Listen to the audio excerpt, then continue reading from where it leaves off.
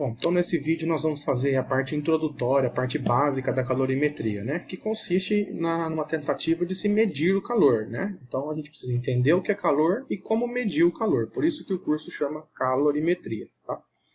Bom, então vamos lá. O que a gente tem que ter em mente aqui, no primeiro momento, o que a gente considera como calor na física. Então, em aulas passadas, certamente nós já falamos sobre o conceito de temperatura, né? O que é temperatura? Temperatura tem um conceito diferente de calor. Então vamos lá. Imagine dois corpos em temperaturas diferentes. Por exemplo, um corpo a 80 graus Celsius e um corpo a 20 graus Celsius. Né? Esse corpo a 80 graus Celsius ele apresenta uma maior temperatura, portanto uma maior energia interna. O que significa isso? Que as partículas que constituem esse corpo estão mais agitadas do que as partículas que constituem esse, porque esse está numa menor temperatura com menos energia interna. E qual que é a ideia de calor? Vamos imaginar um processo em que esses corpos sejam colocados em contato, por exemplo. Então esse aqui da esquerda, que é o objeto de maior temperatura, normalmente a gente chama ele de quente, né? Quente e frio, né? Quente é o maior temperatura, frio é o de menor temperatura, independente dos valores, né? Esse objeto aqui que está relativamente quente, inevitavelmente vai passar um pouco da sua energia interna para o corpo que está frio. Por quê? Porque as vibrações desse objeto vão ser transferidas para aquele. Portanto, quando ocorrer essa transferência de energia de um corpo que está quente para um corpo que está frio, nós chamamos essa energia que fluiu de um corpo para o outro de calor. Tá? Você já deve ter lido ali na definição. Calor é uma energia térmica que flui espontaneamente de um objeto com maior temperatura, o corpo quente, para um corpo de menor temperatura, que é o corpo frio. Certo? Então, o que acontece?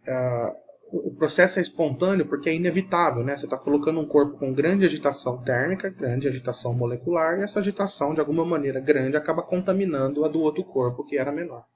Interessante também já é perceber aqui o seguinte, né? À medida que o calor vai fluindo do corpo da esquerda para o corpo da direita, a temperatura desse objeto vai diminuindo, certo? E a temperatura desse objeto da direita aqui vai aumentando até que elas fiquem iguais.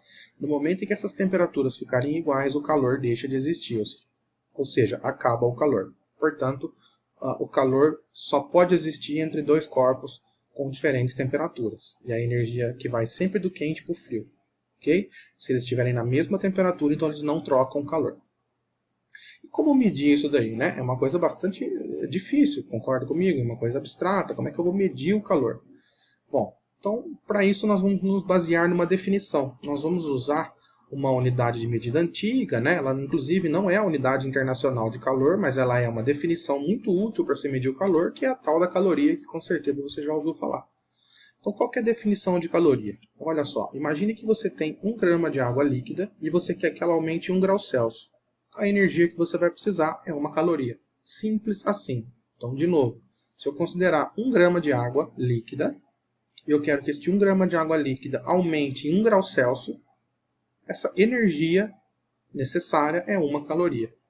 Tá? Então, imagine, 1 grama de água é uma quantidade muito pequena, uma microgotícula de água, uma gotinha de água ali para ter 1 grama. Tá? Bom, hoje nós sabemos que a energia, né, ela é medida no sistema internacional na unidade que é o Joule. Né? Então, através de experiências, né, o Joule conseguiu criar o equivalente mecânico entre a energia mecânica dos movimentos e a energia térmica. Então, a relação que normalmente é fornecida no enunciado para você é que a caloria, né, representa aí algo em torno de 4 joules. 4,18, 4, 4,2, depende do que o exercício trouxer. Beleza? Então, gente, o segredo é isso. Imagine 1 grama de água líquida aumentando 1 grau. Quer dizer, estava em 15, vai para 16, estava em 17, vai para 18, estava em 30, vai para 31. A energia é uma caloria. Aí o que acontece? Mas e se não for água? Ou e se não for 1 grama? Ou e se não for 1 grau? Aí fica muito simples, gente. Se não for 1 grama, você multiplica por m gramas. Se não for 1 grau, você multiplica por outra temperatura, que seja diferente de 1. Né? Um outro delta θ. Tá? E se não for água, aí os exercícios vão ter que fornecer para você uma variável que a gente vai falar agora no próximo vídeo. Mas o que eu quero deixar claro? Esse calor que está sendo perdido por um corpo e absorvido por outro, nós chamamos ele, né, de calor sensível ou calor latente. Depende do que ele causa no corpo. Então vamos começar falando do calor sensível. Qual que é a ideia de calor sensível? Ele está associado com a simples variação de temperatura. Ou seja, se um objeto absorver calor e ele começar a mudar de temperatura, por causa desse calor absorvido, esse calor a gente chama de calor sensível. Simples assim. E a gente calcula por essa equaçãozinha aqui, que é a famosa equação fundamental da calorimetria. O popular Q-macete, né?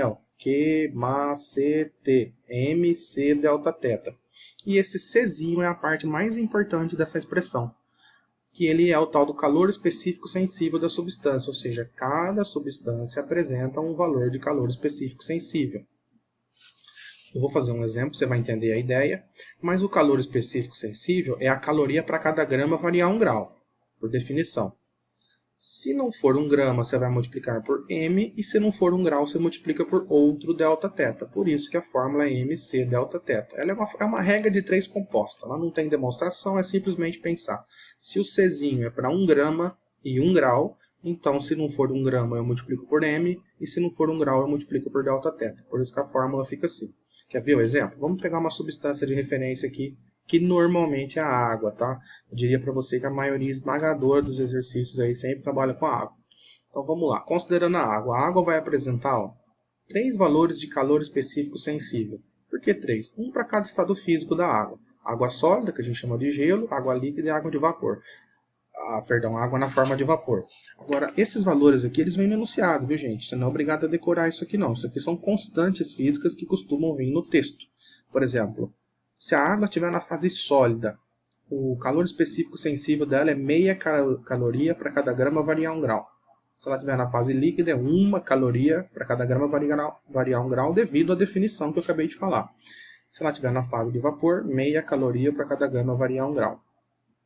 É coincidência, tá? A fase de vapor ser igual à fase sólida. Mas entendido isso daqui, você vai colocar o Czinho lá na fórmula, dependendo do estado físico da substância, no caso aqui a água, multiplicar pela massa e multiplicar pela variação de temperatura. Por exemplo, e aliás vamos resolver esse exercício muito simples. Eu tenho 200 gramas de água líquida e eu quero que seja aquecida de 30 para 70. Bom, então eu estou falando de um probleminha que envolve uma simples variação de temperatura. Tá? E eu tenho a massa e eu sei o tipo de substância. Então o calor necessário para isso eu calculo por Q-macete. Tá? A massa, 200. O Czinho a gente vai usar 1, porque é água líquida. Tá? É 1 caloria por grama, só que aqui são 200 gramas. E é 1 caloria por grau. Aqui a variação é de 30 para 70. Então lembre-se que toda variação é final menos inicial. Então ficou a massa vezes o Czinho, temperatura final menos inicial.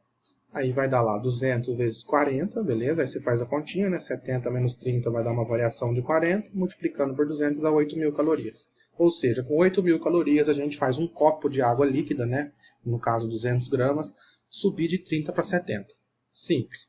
Ah, professor, mas espera aí, calor causa variação de temperatura sempre. Por que é necessário chamar de calor sensível? Aí que está o lance. Nem sempre o calor causa variação de temperatura. Às vezes um corpo pode absorver o calor e usar essa energia para romper as forças intermoleculares e mudar de estado. Por exemplo, derreter. Então, aí nós chamaremos de calor latente, que é o próximo slide. Mas antes disso, uma observaçãozinha que ficou faltando falar aqui, antes da gente falar do calor latente, preste atenção. Ó. Se um corpo aumentar de temperatura, esse Δθ é positivo, que nem a gente viu aqui. Ó, ele foi de 30 para 70, o delta dá 40. Calor positivo vai significar que o corpo absorveu o calor. No caso aqui deu 8.000 calorias positivas. Agora, imagine que esse corpo tivesse ido de 70 para 30. Aí a variação daria menos 40 e o calor daria menos 8.000. Ou seja, um calor negativo significa que o corpo está perdendo calor. Não esquece disso, tá? Se um corpo ganhar calor, o calor é positivo. Se ele perder calor, esse calor é negativo. Certo? Agora sim vamos falar do calor latente, como eu estava dizendo. É um calor associado a uma mudança de estado físico. Por que isso? Porque às vezes o corpo, como eu disse, pode absorver o calor e aí ele usa essa energia para derreter ou para ferver. Então ele muda o estado físico com essa energia e aí nós não temos então variação de temperatura. Então esse calor chama calor latente. E nós calculamos por essa formulinha aqui, que é o famoso Q-mole, M vezes L. Porque esse L a gente vai definir como sendo o calor específico latente da substância. Calor latente, calor específico latente. Como assim? Veja esse exemplo que ele vai ser esclarecedor para você. Ó. Porque a ideia do calor latente é te dar a energia para mudar de estado para cada grama. Se não for para 1 grama, você multiplica por m gramas. Por isso que a formulinha fica assim. Por exemplo, vamos considerar de novo a água. A água pode passar por 4 mudanças de estado físico. A 0 graus Celsius ela pode estar sofrendo fusão ou solidificação, ou seja, a 0 graus eu posso ter o gelo derretendo ou a água congelando. E a 100 graus eu posso ter a água líquida virando vapor ou o vapor voltando a ser água líquida, vaporização ou condensação. Tá? Então a 0 graus Celsius nós temos fusão ou solidificação e a 100 graus Celsius nós temos vaporização ou condensação. Tudo isso aqui é constante, como eu disse, são valores de L que vão vir no enunciado. Então, é só aprender a interpretar eles. Imagine que você tem lá, por exemplo, 1 grama de gelo a 0 e você quer transformar em 1 grama de água líquida a 0. O calor que você precisa é de 80 calorias para cada grama. Essa é a interpretação do L. O L é a caloria para cada grama mudar de estado. Tá? Ora, e se não for 1 grama, for 10 gramas, então você vai multiplicar esse L por 10. E se for 15 gramas, você vai multiplicar esse L por 15. Por isso que é M vezes L. Por isso que é QMOL. Tá? Então, nas mudanças de estado físico, você vai usar o QMOL. Então, olha lá. Nós temos esses valores dados. E o interessante é que na fusão, como tem que absorver calor, o L é positivo. Na solidificação, ela tem que perder calor. Esse L tem o mesmo valor, só que ele é negativo. Ou seja, gente, para 1 grama de gelo derreter e virar 1 grama de água líquida, tem que absorver 80. Agora, para 1 grama de água líquida congelar e virar 1 grama de gelo, tem que perder 80. Só troca o sinal. O mesmo raciocínio se aplica aqui na mudança de estado, de vaporização e condensação. Se eu tiver lá 1 grama de água líquida, eu quero transformar em 1 grama de vapor, a 100, 540 calorias.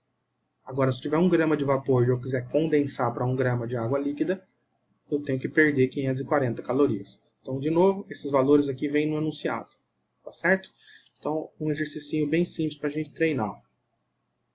Imagine lá 500 gramas de gelo a 0 e eu quero simplesmente derreter, destruir as forças intermoleculares e transformar isso aí em 500 gramas de água líquida a 0. Ou seja, o sistema todo vai ficar sempre em 0, só que ele vai deixar de ser sólido e vai virar líquido. Então nós estamos falando de uma fusão.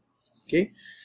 Bom, a formulinha que mole, M vezes L. Então você vai pegar lá a massa, que é 500 gramas, multiplicar pelo L, que é 80, e você vai ter então lá 40.000 calorias. Ou seja, 40.000 calorias conseguem transformar 500 gramas de gelo a 0 em 500 gramas de água a 0. Tá bom? Então essa primeira parte foi só para a gente ver a diferença de calor sensível e calor latente. A próxima parte a gente vai ver como que a gente pode misturar essas duas ideias num único probleminha. Tá bom? Então, na segunda parte, a gente aprofunda essa ideia aqui. E é isso. Obrigado pela sua atenção.